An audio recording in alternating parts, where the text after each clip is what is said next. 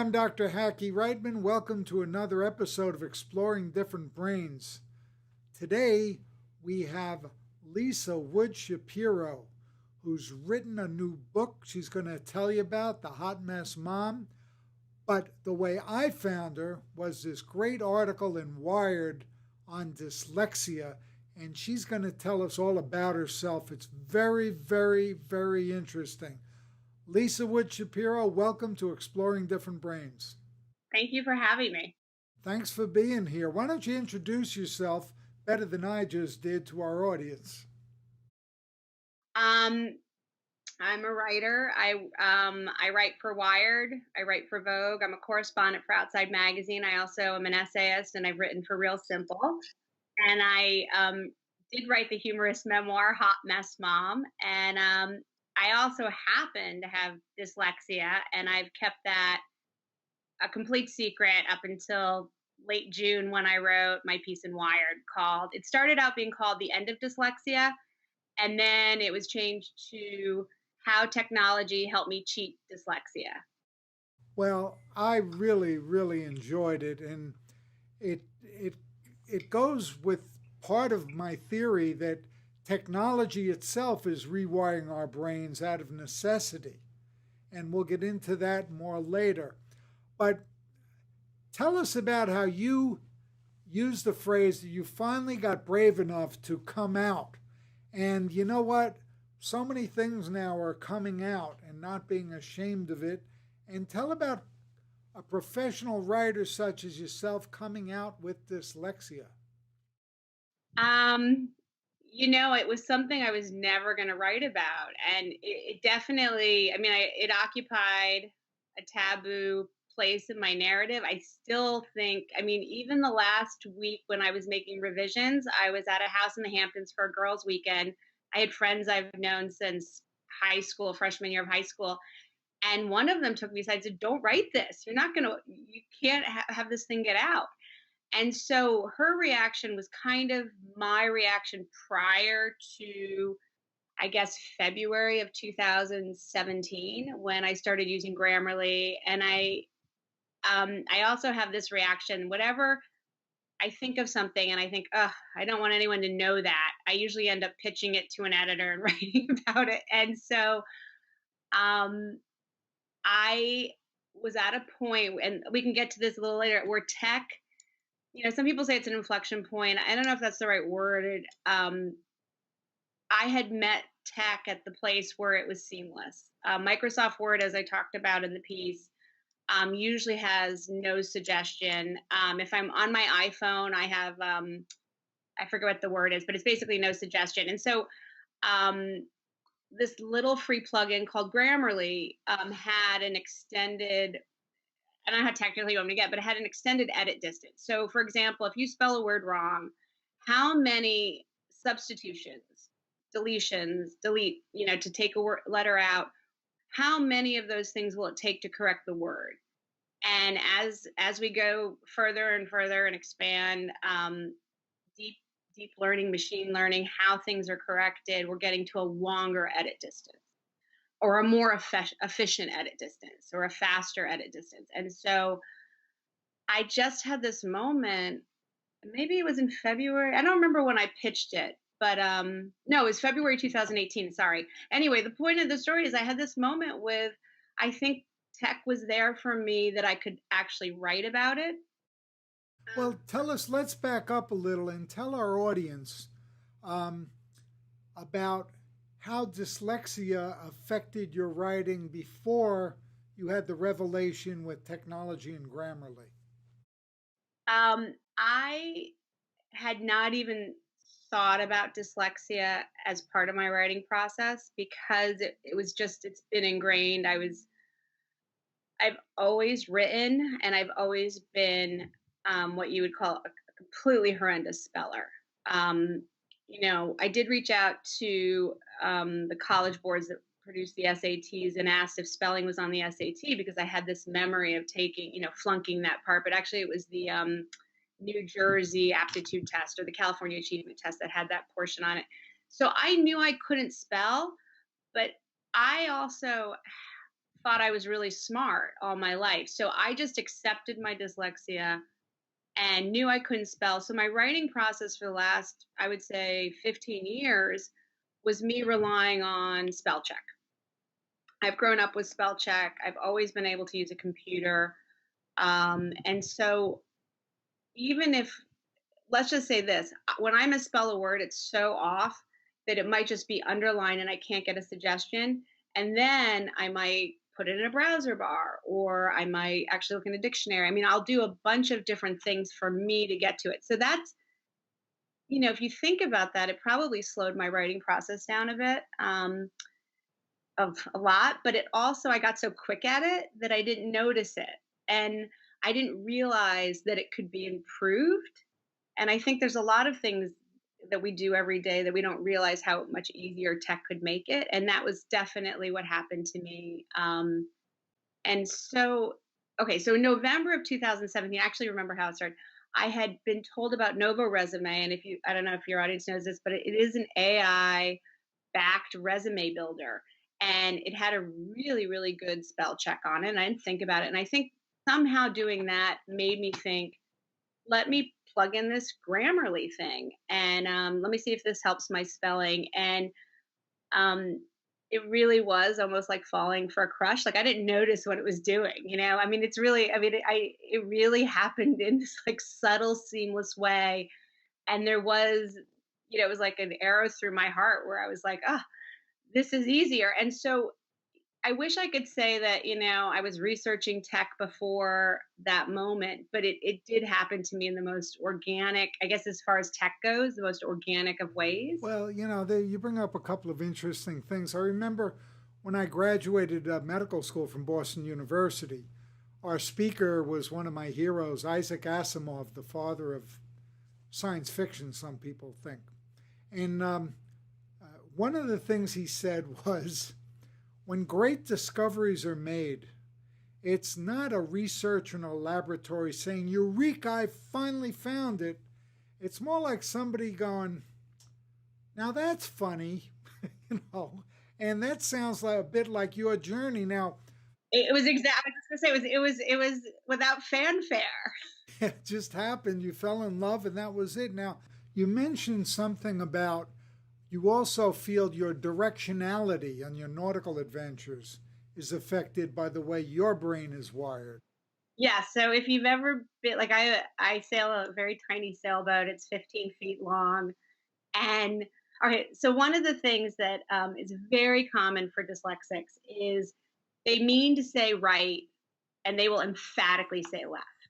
And they will mean to say left and they will emphatically say right. And sure enough, I will say starboard when I mean port. So that's the boat thing. The other thing is, I came to sailing as an adult, but there's a really classic knot. Okay, so let's talk about. So it's a sequencing of moving a rope, a line, you would call it, and it's a bowline knot, and it's a really classic ancient knot. And the other day we were coming back from a race, and I went to tie the knot, and I really had to look at it. And you think about a line or a rope, and you have to twist it and turn it. So in a way, you're making a figure or a character with the rope. And my friend said to me, I'm a little dyslexic and I have trouble with knots, and I've had the same problem with this knot for a long time. And then once I get it, I'm good for the summer. And I was thinking about it, and I was like, yes, yes. So it's not just spelling; it can come out in other like sequencing of, especially in boating too, because it's tiller towards trouble. And I will have to say that, and I think it has to do with so much of the right and left. Um, and the sequencing of things. And so also music. I mean, I played in marching. I was a marching band geek, and I was the worst clarinetist ever to go through that high school. And it was always going to be that way. And I used to like meet with my band teacher at lunch to get better. And I think I do believe the funny thing is I won't kind of give up, but which is also part of the dyslexic mind. But I do think that there's just different areas. And I have a daughter who has none of this, and she can retain Hebrew prayer. She's been teaching Hebrew for years. She's 17. She's a polyglot, and I see how liquid it is. Information comes in, it's retained immediately. And the sequencing, the decoding, the spelling. And I can see how different that mind works than kind of the long term working memory of my mind. Wow. That, that's a really long way of Let's segue because I don't want to forget to talk about it because I believe your new book has just been released. Is that correct? Well, I love the plug. It was released it was a re-release paperback, Hot Mess Mom, in 2000, December of 2016. And um, it was about my experience the first year of motherhood. And it was a funny memoir, and it's had a nice, I mean, that also had a lot of feedback. It was written really from a place of, I wonder if anyone would be interested in this, and I sold it. And it's really about my first year learning how to nurse, learning how to. I was someone hot mess mom. Hot Mess Mom. You could get it on Amazon, and it's much of the kind of stories I write. I write narrative nonfiction. I also write fiction, but I write narrative. I've written narrative nonfiction for a while now, and I've written about so many subjects that in a way are taboo: having a baby, breastfeeding, divorce, online dating. I wrote a piece. This is the second piece I've actually done on my brain. Last year for September issue of Vogue for 2017, I wrote TripAdvisor, which is about my experiencing taking ayahuasca, which is DMT. And that and then this I've been writing about subjects that make me uncomfortable, but I also can't help but write about them. I also, um, so that was my first time, because I will say that before I wrote that book, I had been a TV producer and I created TV shows. And I remember thinking, I'm going to have to go into filmmaking and TV, which I would love doing, because I don't think I can get a professional job as a professional writer because I can't spell. It wasn't that I didn't think I was smart enough. And even now, when I go for jobs, you do very often an industry standard is a writing test. And the first time I took one, I said, "Is there spelling on this?" There isn't. It's really to see how you do it. So yeah, so that's the kind of work I've been doing in the last couple of years, which I totally love. And I have written, when I was in film school, I wrote a screenplay that ended up in a book that people use academically in film schools, writing the short film. And then I tried to sell a pilot last year that I'm still trying to sell. So I still have my hand in that type of work, and So I've you're created. you're really a Renaissance dyslexic.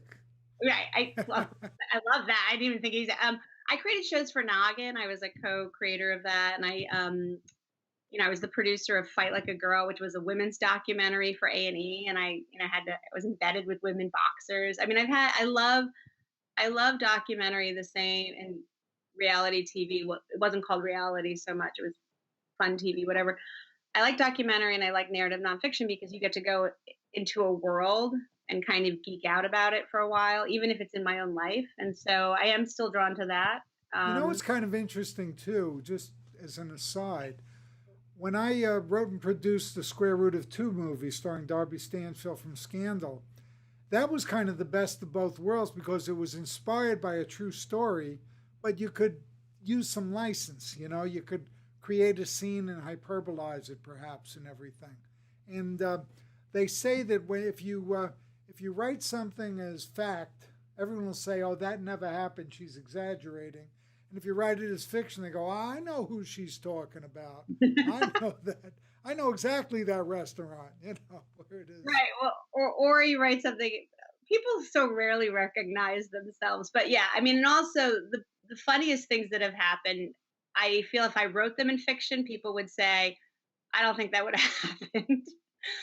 But and also just getting to the point of different work. So many people, one of the people in the piece, Gil Gershoni, the Gershoni Agency, sells the dyslexic advantage. I mean, I think that's the shift.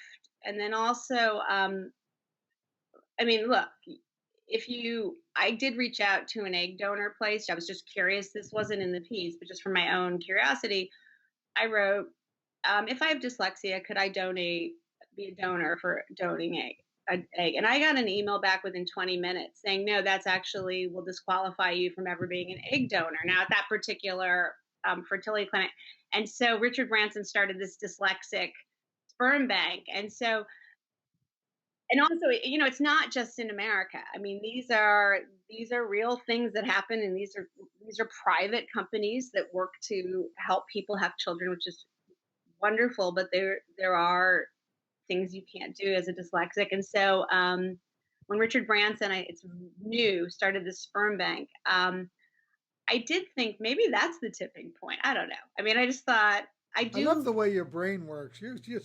You're connecting all the dots all over there. How can our audience find out more about you and read more about you? What's your Um, website? it's Lisa Wood Shapiro, like one giant word, .com. And you can, if you Google me, I'm also on Twitter. And those are the two public places that I, share my work. Um, a lot of it's sort of gonzo-esque writing. What tips would you have for people in our audience, whether they're dyslexic or not, on becoming a writer and trying to make a living at it?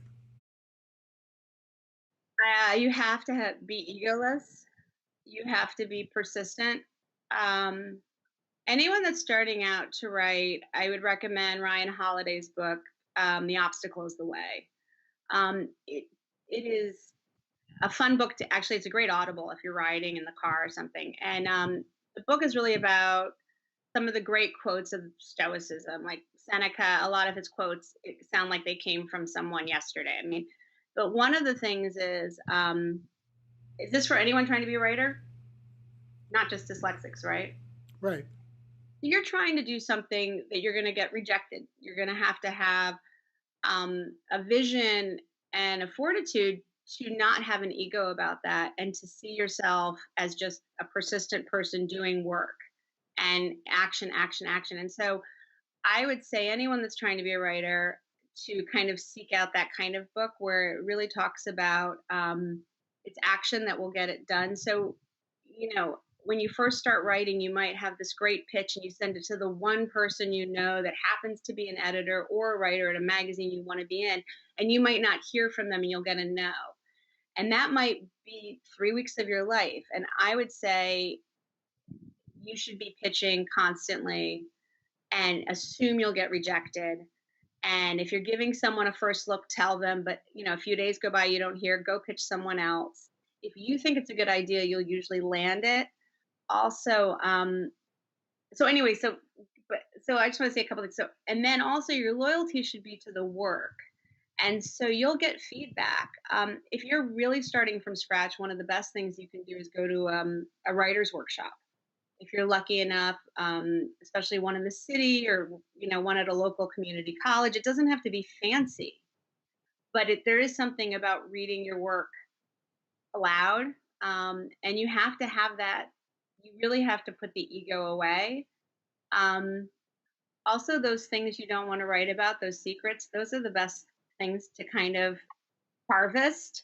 Um, I like to write in a humorous way. I mean, I just because I think things are funny, or I still have so many mishaps that happen to me just living in the world.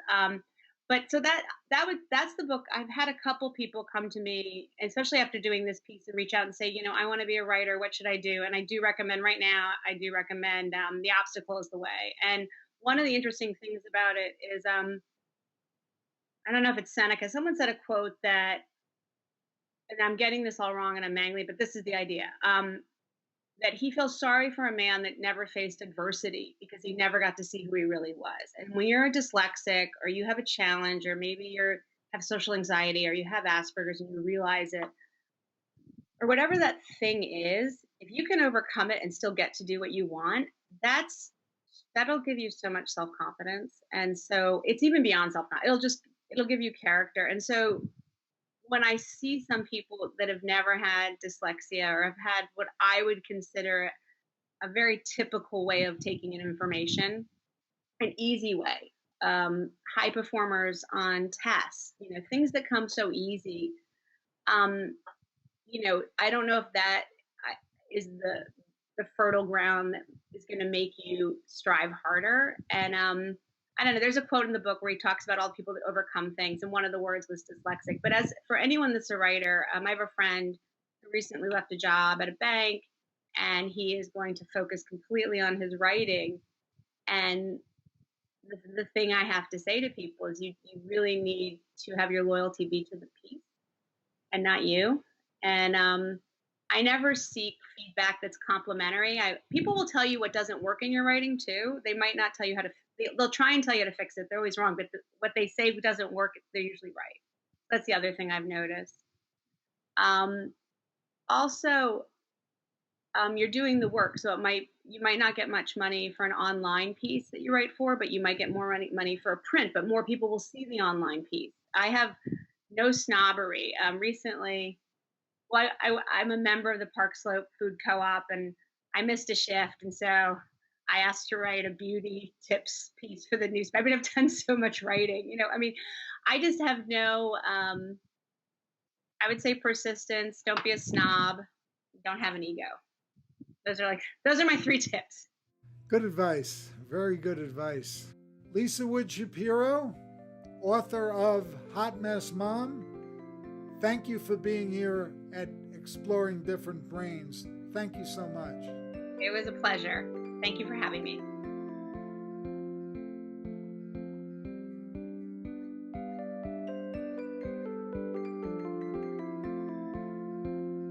Exploring Different Brains is a production of Different Brains, Inc.